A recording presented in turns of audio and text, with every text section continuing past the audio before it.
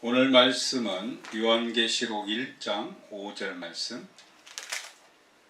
또 충성된 증인으로 죽은 자들 가운데서 먼저 나시고 땅의 임금들의 머리가 되신 예수 그리스도 말미암아 은혜와 평강이 너희에게 있기를 원하노라. 우리를 사랑하사 그의 피로 우리 죄에서 우리를 해방하시고. 아멘. 오늘 말씀 속에 충성된 증인으로 죽은 자들 가운데서 먼저 나시고, 예수 그리스도의 이 충성된 모습, 가장 충성된 증인, 우리는 우리 자신이 되어야 될 거라고 믿는데, 사실 보면 가장 충성된 증인은 예수님일 거예요. 왜냐하면 하나님 말씀에 대해서 온전히 순종했거든요. 하나님 말씀을 완전히 순종한. 요한복음 18장에 보면, 요한복음 18장을 한번 볼까요? 18장 33절로 38절 보면 거기 빌라도하고 예수가 이렇게 쭉 나옵니다.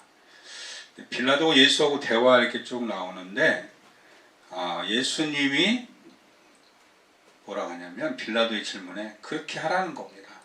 그렇게 하라는 겁니다.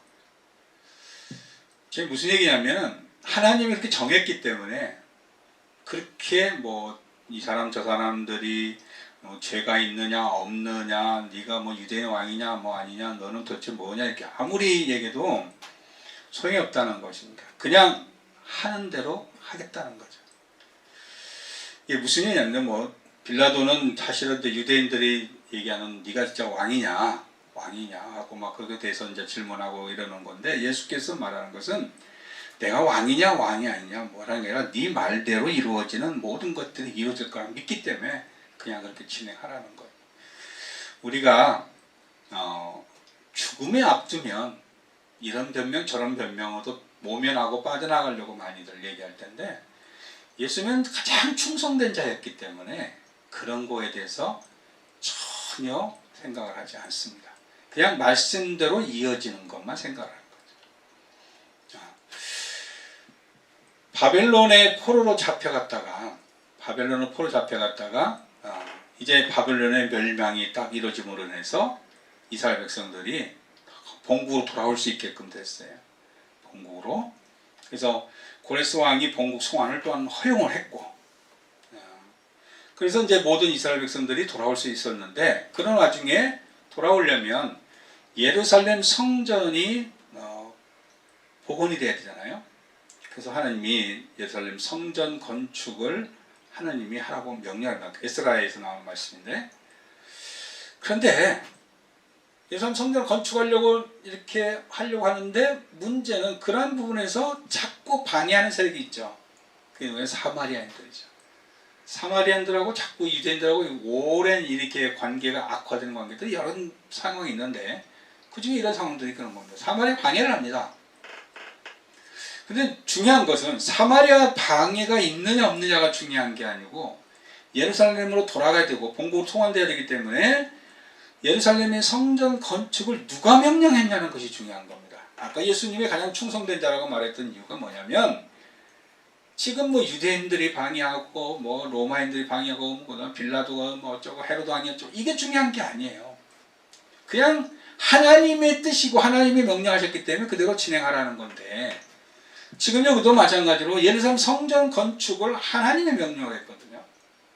그러면 사마리아인들이 방해하든 뭐든, 더군다나 그 당시에 고레스 왕, 이방인 왕이 그 본국으로 송환을 허용했기 때문에 그런 부분에서는 충분히 다 할 수 있는 여건들을 만들어 주겠다는 거거든요. 그럼에도 불구하고 뭐라고 하냐면, 학개서 1장 2절에 보면 이렇게 나옵니다. 시기가 이르지 아니하였나? 시기가 이르지 아니하였다. 무슨 얘기냐면, 방해가 있는 거 보니까, 상황이 안 풀리는 거 보니까, 여러 여건들이 지금 우리가 할 수 있도록 쫙 풀려지지 않는 거 보니까 아직 시기가 이르지 않은 것 같다 라고 자의적 해석을 하는 거예요. 하나님의 명령과 나의 자의적 해석 중에서 나는 어떤 걸 선택하냐면 나의 자의적 해석을 선택하는 거죠. 여건들이 안 풀린 것 같다. 하나님이 하려면 그거 다 풀어주고 다 이게 모든 것이 순탄하게 역사돼야 되는데 뭐 사마리아인들이 방해하는 것 같고 모든 걸 보니까 아직 시기가 이르지 않은 것 같다. 자신들이 생각을 그렇게 하는 거예요. 그리고는 결국은 본국으로 소환되는 예루살렘 건축을 미루게 됩니다. 우리가 가장 위험한 게 뭐냐면, 하나님과의 우리 관계에서 가장 위험한 게 뭐냐면 영적 가치성을 상실하는 것이 굉장히 위험한 겁니다.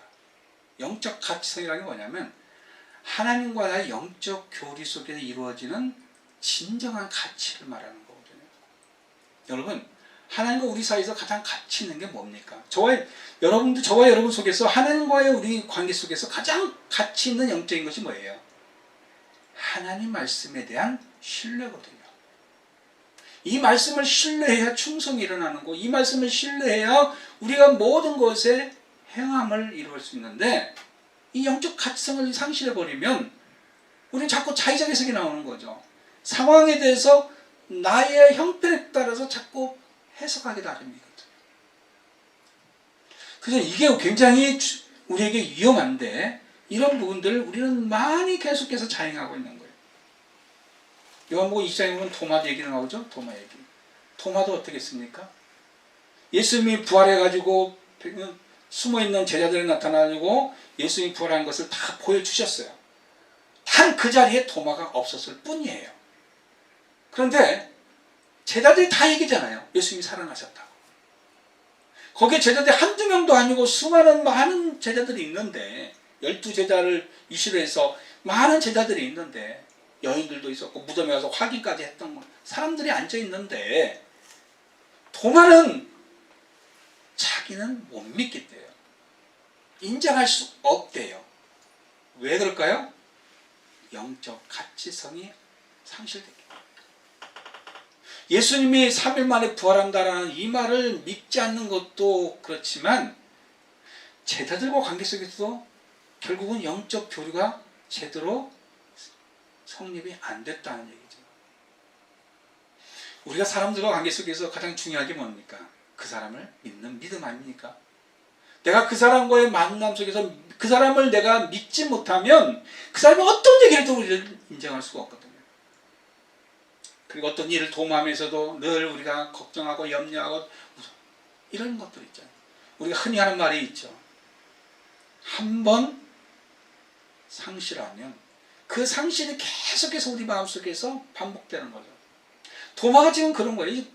예수님하고 관계가 상실된 것이 문제가 아니라 제자들끼리도 이 부분이 상실되었다는 얘기죠. 결국은 제자들의 말을 못 믿은 거잖아요. 예수님이 또 재차 나타나셔서 도마에게 네가 의심하는 거에 대해서 실행해보라는 거죠. 도마가 무슨 얘기입니까? 내가 손가락 넣어보지 않고는 믿지 않으겠다. 예수님은 도마에게 네가 그 원하는 거, 네가 해야만 믿겠다는 거, 그걸 하라는 거예요. 그리고 요한복음 20장 27절 말씀에 믿는 자가 되라라고 했어요. 자, 우리가 어떤 부분에서 하나님 말씀에 충성하고 하나님 말씀대로 우리가 순종하면서 살아가는 그런 모든 것을 결정하는 가장 중요한 그 선택의 기준이 뭘까요? 제 1순위가 뭘까요? 세상 사람들은 자기 유익을 1순위로 보지 않나요? 내게 도움이 되느냐, 도움이 되지 않느냐. 내가 유익이 되느냐, 유익이 되지 않느냐. 그걸 가지고 우리는 충성으로 평가하기는 너무 좀 인간적이지 않나요? 어떤 분은 인간적인 것이 더 갈 수도 있겠지만 너무 세상적이고 인간적이지 않나요? 내게 도움이 되면 충성하고 내가 도움이 안 되면 불충성하고, 이거는 너무 인간적이고 너무 세상적이지 않나요? 뻔히 보이는 유불리에 의한 선택이잖아요. 그걸 보고 우리는 충성이라고 말할 수 있을까요? 그건 충성이 아니죠. 직장생활에도 마찬가지입니다. 직장생활에서도 내가 이걸 열심히 함으로 해서 내게 불리함이 오느냐 불리함이 오지 않느냐에 따라서 내가 열심히 하잖아요. 그것을 조금 더 세상적으로 아주 깊이 얘기하면 그걸 우리가 뭐라고 그래요? 아부다라고도 얘기하잖아요. 아부다. 왜요? 내 생명줄을 쥐고 있는 상사에게 내가 살아남기 위해서 아부하는 거잖아요. 충성하는 거잖아요. 그걸 과연 충성이라고 말할 수 있을까요? 그렇죠. 뭐 세상 속에서는 충성이라고 말할 수 있겠죠.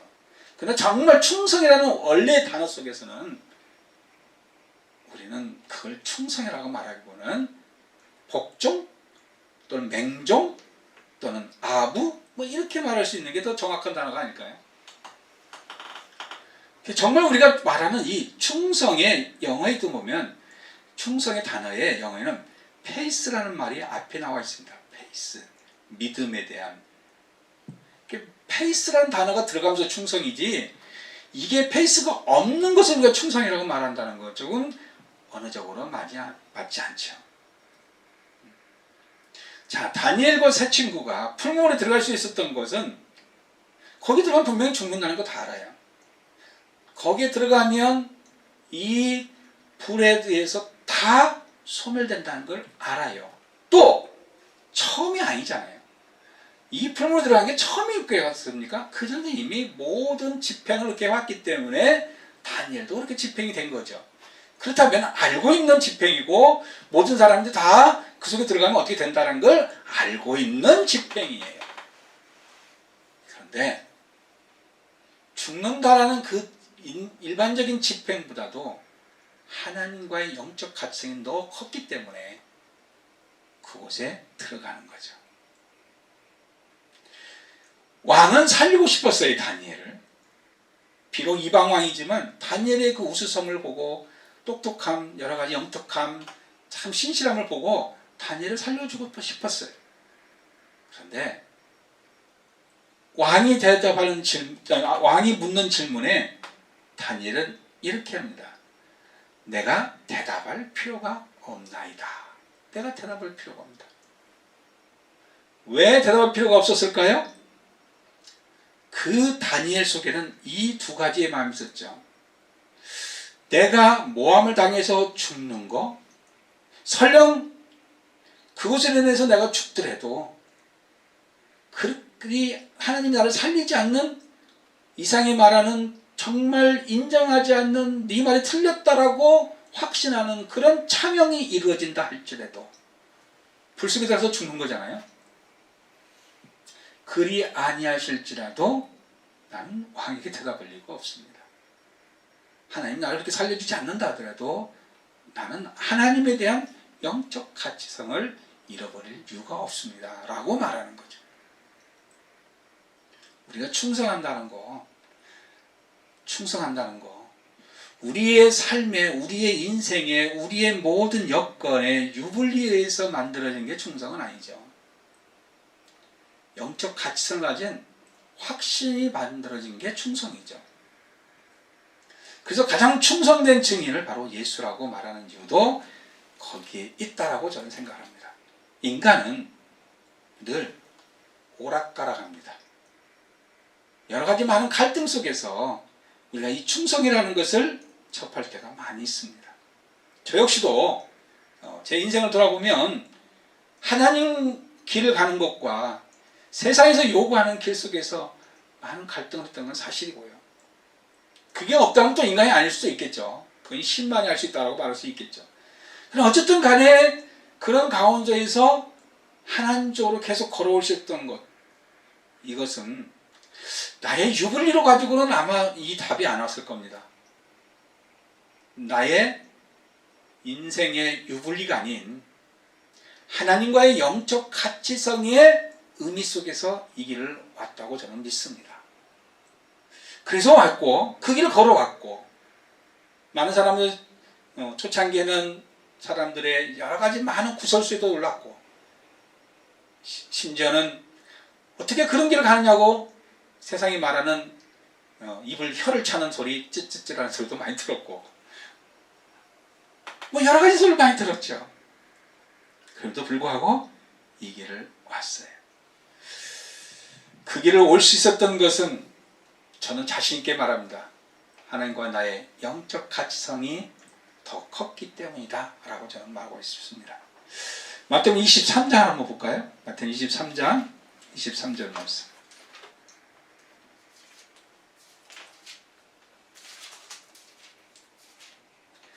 23장 23절 말씀. 화 있을진저 외식하는 서기관들과 바리새인들이여, 너희가 박하와 회양과 근처의 11조는 드리되 율법에 더 중한 바 정의와 긍휼과 믿음은 버렸도다. 그러나 이것도 행하고 저것도 버리지 말아야 할지니라. 아멘. 이 말씀이 율법이 우선이요, 하나님과의 진정한 이 영적 가치성에 대해서는 깨닫지 못한 모습처럼 우리가 읽혀집니다. 또 다른 면에는 율법적으로는 잘하는데 믿음에 의해서는, 우리가 흔히 말하는 그런 실천적인 믿음에 의해서는 약하다라고 말을 하는 경우도 있습니다. 여러분과 저나 교회에서 하나님 안에서 우리가 헌신하면서 충성한다고 하면서 무엇을 더 역점을 두고 무엇을 더 가치 있게 보면서 드리면서 여러분 신앙생활을 하고 있는지 한번 돌아보기를 바랍니다. 또 창세기 47장 한번 보겠습니다. 창세기 47장.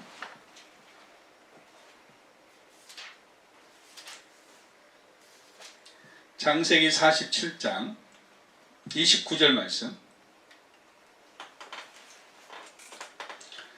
이스라엘이 죽을 날이 가까우매 그의 아들 요셉을 불러 그에게 이르되, 이제 내가 네게 은혜를 입었거든 청하오니 내 손을 내 허벅지아래에 넣고 인애와 성심으로 내게 행하여 애굽의 나를 장사하지 아니하도록 하라.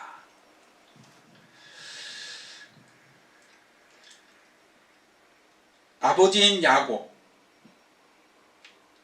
아들인 요셉 때문에 참 자기의 고향이 아닌 타인의 땅에서 오랜 세월을 살다가 죽음을 맞이했는데, 이 처음에 이 야곱이 이 애굽 땅에 오면서 했던 말이 있죠. 나그네 인생이다. 자신의 삶이 어디에 가 있어야 된다는 것을 늘 그는 마음속에 깊이 가지고 있었던 거죠. 그게 하나님이 허락한 땅, 하나님과의 나와의 관계 속에서 하나님의 약속으로 주어진 곳, 오직 하나님 품 안을 원했던 거죠. 그래서 이 땅에서 내가 죽지만은 제발 나에게 좀 언약을 해라. 나를 이 땅에 장세 지내지 말고. 나중에 이제 야곱은 알았겠죠. 나중에 자기가 돌아가게 되면, 후손들이 돌아가게 되면 그곳에 자기를 묻혀주기를 바랬고 그렇게 될 거라고 생각했던 거겠죠. 그래서 애굽의 나를 장사하지 아니하기를 원했던 거죠. 후에 나중에 이 아버지 야곱의 모든 것은 고향으로 돌아가게 되죠.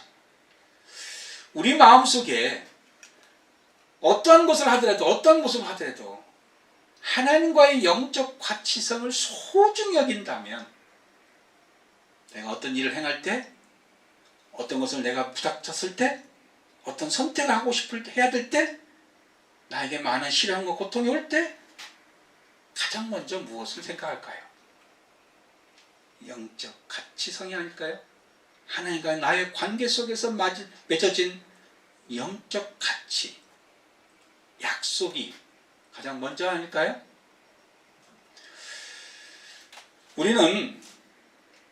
우리가 살아가면서 가장 귀하게 여겨야 될, 그리고 가장 충성되게 여겨야 될 그 부분이 무엇인지를 우리는 한번 늘 되짚어 봐야 됩니다. 내가 왜 이 자리에 있고, 내가 왜 지금까지 이 자리에서 와 있으면서 이곳에서 이 일을 하고 있는지를 한 번쯤은 되짚어 봐야 될 줄 믿습니다. 그곳의 가장 핵심은 하나님과의 나의 약속의 영적 가치에 있는 거 아닐까요? 그래서 힘들어도 이겨내고, 설령 내가 불리해도 내가 유불리 따라 선택하는 게 아니라 하나님의 영적 가치에 의해서 내가 선택해가고, 그러면서 배고픔을 감당하고 비웃음을 감당하고 세상에서 말하는 세상에 쪽팔린 인생을 살아가는 거 아니겠습니까? 우리 하나님 안에서는 영적인 영광에 살이지만 세상에 볼 때는 쪽팔린 인생이라고 말할 때가 있잖아요.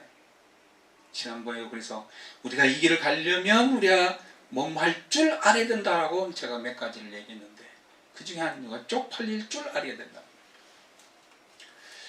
이게 하나님의 영적 가치를 가진 사람들의 가장 근본적인 마음이라고 믿습니다. 저는 우리가 하나님한테 늘 기도합니다. 그리고 하나님이 나를 인도해 주기를 바라고 나에게 모든 약속의 역사들이 일어나기를 소원하며 내가 만나는 수많은 이 모든 어려움과 역경과 고난과 이 많은 문제들을 하나님이 다 감당해 주기를 원합니다. 그래서 때로는 기도원에 올라가고 또는 작정 기도를 하고 많은 것들을 합니다. 그리고 아까 얘기한 것처럼 11조를 드린다든지 그 건축 없는 약속 없는 걸 들으면서 하나님 안에서 내가 할 수 있는 일을 최대한 한다고 생각합니다. 그런데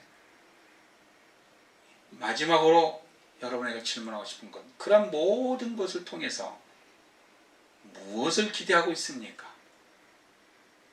하나님의 응답을 기다리고 있습니까? 아니면 하나님으로부터 해답을 기다리고 있습니까? 응답입니까? 해답입니까? 말은 응답, 하나님의 응답 하는데 여러분의 마음속에 있는 그 모든 행위의 가장 포인트는 해답 아닌가요? 해답과 응답이 어떻게 다르냐고요? 많이 다르죠. 해답은 어떤 문제나 어떤 상황들에 대해서 해결 방안을 꼭 꼬집어 주는 게 해답입니다. 응답은 내가 하는 것에 대해서, 내가 모든 것에 대해서 하나님의 답입니다. 답은 내가 생각한 대로 올 수도 있고 내가 생각하지 않은 부분도 올 수 있어요. 그건 하나님의 답이기 때문에 해답이 아니잖아요. 내가 이 문제를 해결하고 싶고 이 문제를 반드시 해결해야 될 해답이 아닌 전혀 딴판의 응답이 올 수도 있는 거죠. 근데 우리는 은근히 하나님의 응답이라고 말하면서 마음속에는 해답을 원하고 있죠. 여러분, 모든 문제를 만드시고 결정하시고 해결하시는 분은 내가 아니라 하나님이십니다. 그러면 하나님의 말씀에 응답을 찾아야죠. 응답을 들어야죠. 내가 원하는 해답을 찾는 게 아니고요. 그래서 충성이라는 것은 내 방식으로 내 입장에서 하나님한테 내 스타일로 드리는 게 충성이 아니고요. 하나님이 방향에서 하나님이 원하는 것에 하나님이 요구하시는 방향대로 내가 모든 것을 답하는 것이 바로 그게 충성입니다. 자, 여러분 지금까지 어떤 충성을 하셨습니까? 내가 원하는 해답을 얻고자 충성을 했습니까? 아니면 하나님이 바라시는 것에 대해서 내가 하나님의 뜻대로 하고자 하는 충성을 했습니까? 다시 한번 우리 자신을 돌아보면서 우리의 신앙의 모습이 해답이 아닌 응답으로 갈 수 있는 저는 되시기를 간절히 축원합니다. 기도하겠습니다.